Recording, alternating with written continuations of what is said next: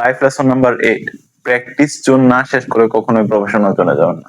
Professional zone একটা গুরুত্বপূর্ণ জিনিস। আপনার কনফিডেন্সের ক্ষেত্রেও professional zone and practice zone একটা গুরুত্বপূর্ণ ভূমিকা রাখে। যখন আপনি প্র্যাকটিস করেন তখন আপনি ওই বিষয় সম্পর্কে জানেন, বুঝেন, আপনি ওই বিষয়টাতে দক্ষ হন। যে কাজটা আপনি ঠিকভাবে জানেন না সেই কাজটাতে যদি আপনাকে প্রফেশনাল লেভেলে দিয়ে দেওয়া হয় তাহলে সেটা কিন্তু আপনি একটা পিনিকের মধ্যে থাকবেন। Because practice level, professional level আকাশ পাতাল তফাৎ। আপনি যদি প্রফেশনাল লেভেলে গিয়ে প্র্যাকটিস করেন তাহলে তো বাস খাবেন। তো প্র্যাকটিস আর প্রফেশনাল এক না, এন্ড এটা আপনার লাইফের জন্য গুরুত্বপূর্ণ।